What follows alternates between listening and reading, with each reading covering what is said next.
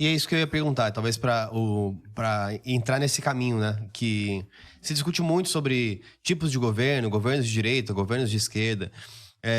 E eu acho que existem, de fato, as pessoas que...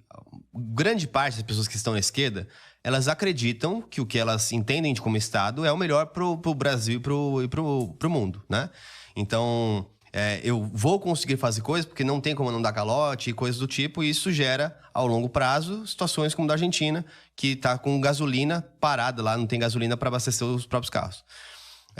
O que eu queria saber, Kim, assim, eu compartilho muito também da sua visão liberal, eu gosto bastante de deixar claro isso, porque é importante que as pessoas saibam os vieses de cada um, mas...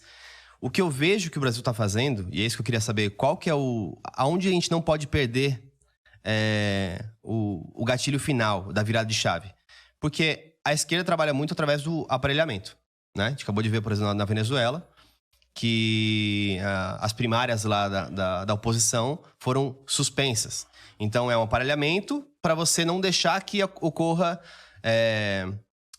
ocorram oposição, ocorra denúncias e coisas do tipo. Então, o Brasil tem feito isso sistematicamente. Então, o Lula colocado no STF pessoas da sua confiança, aparelhado também empresas que são público-privadas, também com mais políticos em gestão de empresas. O próximo presidente do Banco Central provavelmente vai ser alguém mais alinhado à cultura da esquerda. E cada vez mais eles vão fechando a casinha, né, com mais impostos, para que a gente fica nesse sistema de não tem para onde ir, e aí você se vê numa posição como a Argentina ou como a Venezuela. Basicamente não importa se é certo ou errado, é um aparelhamento do Estado. O que você acha que são os gatilhos que a gente não pode perder para que a gente não vá... Porque, óbvio, virar Venezuela ou Argentina não é um dia para noite, mas é um caminho que você vai fazendo coisinhas ali. Você põe amigos em ministérios, você começa a ignorar completamente os motivos pelos quais você foi votado. Então, hoje não tem uma oposição, tem uma oposição no governo, mas não tem uma oposição na mídia. Então, Manaus nunca teve tão ruim, os impostos estão mais altos, o Lula fala abertamente que se ganha a eleição e depois você vê o que faz. Qual que é esse fio que ainda nos dá esperança de que nós não vamos cada vez mais aparelhar o Estado? Porque isso é claro. Quando você pega, por exemplo, a noção de que quem acompanha a TV tem uma visão diferente do Estado ou do Brasil versus quem tem uma informação descentralizada, que é muito mais real, porque é a vida do dia a dia da população versus um top-down ali que chega na Globo ou em grandes mídias, você entende por que o governo muitas vezes quer silenciar, né, as fake news. Então ele quer controlar a parte que é a zona cinza para ele. Quais são esses fios que a gente ainda tem esperança? Porque a gente ainda consegue falar no Congresso, a gente ainda consegue aprovar pautas no Congresso. Como que você vê a nossa força versus o aparelhamento do Estado? Olha, eu acho que um primeiro ponto importante de se colocar é que o Lula, primeiro, ele não entendeu que o mundo de hoje não é o mesmo mundo do que ele assumiu 20 anos atrás, o governo no primeiro mandato. Né? O Congresso ele tem mais poder do que tinha antes, e isso faz com que pautas como você colocou ali, o PL da censura, possam ser barradas por pressão popular. Né? Ou projetos como que eu aprovei nessa semana, de aumento de pena de furto, roubo, de receptação, de latrocínio, possa ser, de fraude eletrônica, possa ser aprovado mesmo com o PT e mesmo com o governo sendo contra. A gente poderia ter votado há meses atrás? Poderia, se não tivesse resistência do governo. Mas ainda assim a gente conseguiu aprovar uma matéria que o governo é diametralmente contrário e discursou contra e por aí vai, obstruiu e por aí vai. Então, o primeiro ponto e isso eu escutei de um deputado petista, tá? O Lula perdeu o tempo da bola. Essa foi a expressão que ele usou. Ele já não é o mesmo, ele já não tem a mesma capacidade de articulação política, ele já não tem a mesma capacidade de entendimento. E um outro ponto que os próprios petistas dizem que prejudica o Lula. Não tem mais pessoas que ele respeita para ouvir conselho. Então, antes ele escutava o Palocci, escutava o Chiquem, escutava o Zé Dirceu, escutava o Genuíno, que eram pessoas habilidosas politicamente. O Palocci era um sujeito que fazia interlocução com o mercado. Não à toa, o Lula fez a carta aos brasileiros, manteve o tripé macroeconômico, colocou Meirelles no Banco Central, colocou Marcos Lisboa na Secretaria de Política Econômica no primeiro mandato. Então, tinha gente que segurava os ímpetos, principalmente da ala mais radical, porque o PT tem várias alas, né? O PT tem uma ala social-democrata, que é minoritária, tem uma ala socialista, que é um pouco mais forte, então tem divisões e você vê hoje a Gleisi, o Lindbergh, Rui Falcão até de uma linha mais socialista ainda, mas a Gleisi e o Lindbergh ainda são de uma ala mais radical do PT, que tem, a Gleisi hoje é presidente do partido, e que tem, inclusive, eles têm se matado entre si. Você vê publicamente, o Lindbergh deu uma entrevista para a Folha falando que o Haddad fez pacto com o diabo. Né? Isso aí nem eu falei. Então, e ele é deputado governista. Então, eles estão se matando entre si. Primeiro, por essa questão de falta de liderança do Lula, que você vê que se preocupa tão pouco, mesmo com a casa desarrumada, com a articulação política desarrumada, fica viajando o mundo, né? A prioridade deveria, primeiro, você ter uma base sólida para os projetos do governo serem aprovados, principalmente no primeiro ano de mandato. A regra no Brasil, desde a nova república, é de que no primeiro ano de mandato o presidente aprova o que ele quiser. Essa é a regra do Brasil. Isso foi assim com o Sarney, foi assim com o Collor, foi assim com o Bolsonaro, foi assim com a Dilma. Não está sendo assim neste primeiro ano de mandato do governo Lula. Metade das medidas de aumento de imposto que eles queriam aprovar, eles não aprovaram.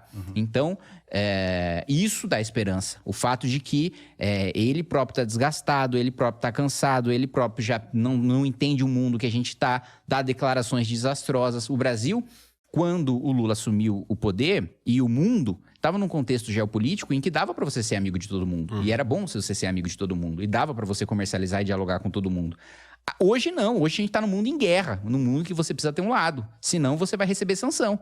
Então, nos primeiros meses de governo, a gente já recebeu um embargo da Alemanha. Porque o Brasil se recusou a dar ajuda humanitária para a Ucrânia. Não estou nem falando de munição. Estou falando de ajuda humanitária. Estou falando dos... Não, a gente queria... Não tinha os projetos eu esqueci o nome do veículo militar que a gente fabrica aqui. A gente isso, eu esqueci também. Eram 150 blindados, para ajuda humanitária, né? Que o Brasil se negou a mandar e a gente recebeu uma sanção da Alemanha. Aí, agora, em relação também ao conflito de Israel. Mas a gente fala assim, a Alemanha não é isso, é que vai romper meu teto fiscal.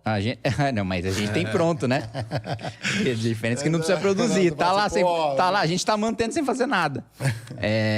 Os Estados Unidos, mesma coisa. Agora a gente recebendo declarações duras na ONU por causa do nosso posicionamento em relação à guerra em Israel, né, contra o grupo terrorista, e por aí vai. Então, toda essa série de fatores, mais o fato de que você tem esse novo modelo econômico, que é diferente do modelo econômico do primeiro mandato do governo Lula, que era mais, apesar do gasto ser elevado, primeiro ele tinha a China crescendo 10% ao ano.